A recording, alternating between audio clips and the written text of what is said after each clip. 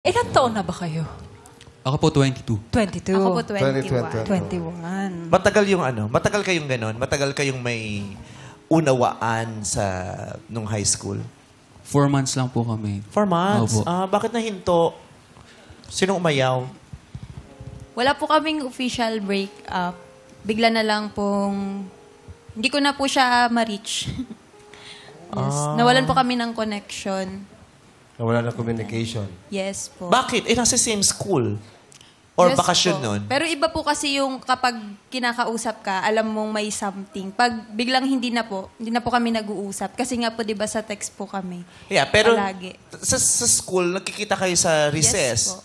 Biglang hindi na kayo nakita sa recess? Ibang kantin na pinupuntahan niya? Ano yun? Nakikita pa rin naman po, pero Dead hindi man. na the same. Apo. Pero sinong hindi una nagparamdam sa text? Ako po. Siya. Bakit hindi ka na nagparamdam? Ay po, that time po Hindi siya kasi... nagparamdam. Bakit? Bakit? Hindi ka naman nag-aboy kandila. Parang... Hindi po that time po kasi since bata pa po ako nun. Parang hindi pa po approve sa magulang ko na magka-girlfriend ako ng ganun kaaga.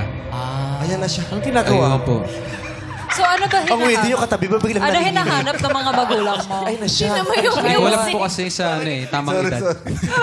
Eh, nga kwento niya kung ano, kasi mga magulang daw niya. Hindi Hindi bawal. pa alam. Nalaman ng parents mo na may Nalaman po. girlfriend ka. Opo. Pinagalitan ka. Pinagalitan din po ako. Oh. So sinabi sa yung ihinto mo yan. Opo. Dahil pag hininto mo yan, ililipat kita sa exclusive school for girls. Ba't di mo sinabi kay Julia na huwag ka Yun nga muna po mag-girlfriend? That time po kasi wala pa ako sa right state of mind po para explain yung mga bagay na gano'n. Since bago po ako magkaroon ng relationship, siya po yung first ko. Parang hindi ko po alam kung paano yung mag-handle ng relationship.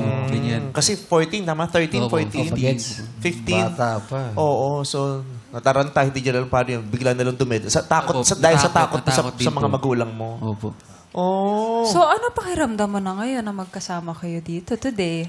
Happy po ako and grateful na yun. Ngayon lang po kami actually nakapag-usap ng ganito. After that, ng deadmahan?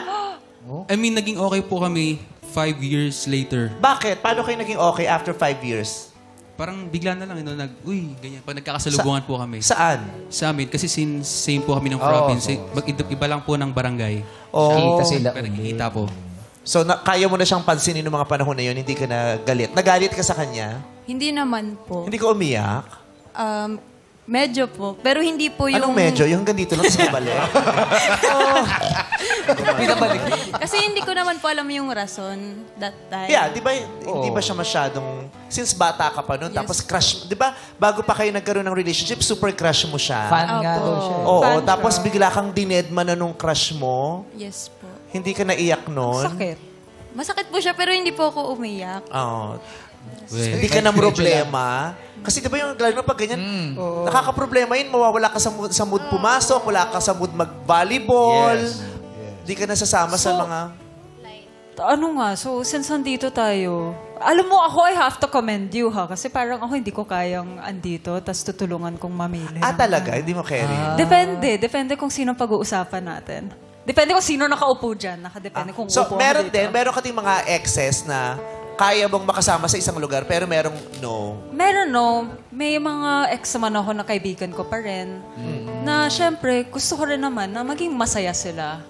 Kahit tapos na yung era namin, at least makaka-help pa rin ako na makahanap ng forever. Kaya mo yun? Yung kasama mo yung jowa mo, tapos nandun yung ex mo.